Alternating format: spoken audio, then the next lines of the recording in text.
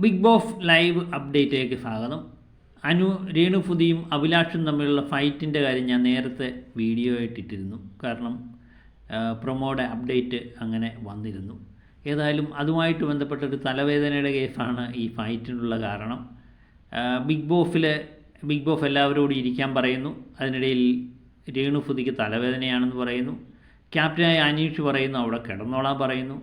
ഇതിനിടയിൽ മറ്റുള്ളവർ ചോദ്യം ചെയ്യുന്നു, ഷാനവാസിന് തലവേദനയാണെന്ന് പറഞ്ഞിട്ട് എന്തുകൊണ്ട് കിടക്കാൻ പറഞ്ഞില്ല എന്നാകുന്നു.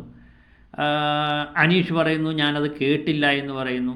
എല്ലാവരും കൂടെ നിന്നപ്പോഴാണ് എനിക്ക് തലവേദന എന്ന് പറയുന്നത് എന്നാണ് ഷാനവാസിൻ്റെ വാദം.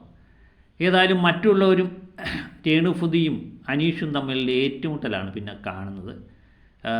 അപ്പാനി ശരത്തും എല്ലാവരും കൂടെ വളരെയധികം വയലൻ്റായിട്ടൊക്കെ സംസാരിക്കുന്നത് കണ്ടു. എനിക്ക് തോന്നുന്നു ഇതിൻ്റെ ഒന്നും കാര്യമില്ല, ഒരു തലവേദന കേസാണ്.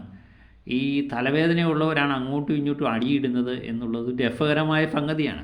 ഇതിനിടയിൽ രേണുസുധിയോട് ചോദിക്കുന്നത് കേട്ടു, തലവേദനയുള്ള ആൾക്കാർ സംസാരിക്കുമോ നടക്കുമോ എന്നൊക്കെ ചോദിക്കുന്നത് കേട്ടു. അതും ബാലിഷ്യമായ ചോദ്യം. തലവേദനയുള്ള ആൾക്കാർ നടക്കാം, സംസാരിക്കാം, അതൊന്നും വലിയ കാര്യമില്ല. ഷാനവാസിന് തലവേദനയാണെന്ന് പറയുന്നുണ്ട്, പക്ഷേ ഷാനവാസും വളരെ ശബ്ദമുയർത്തി സംസാരിക്കുന്നതും കണ്ടു. അപ്പോൾ അങ്ങനെയുള്ള കാര്യങ്ങളാണ് ഇവിടെ നടക്കുന്നത്.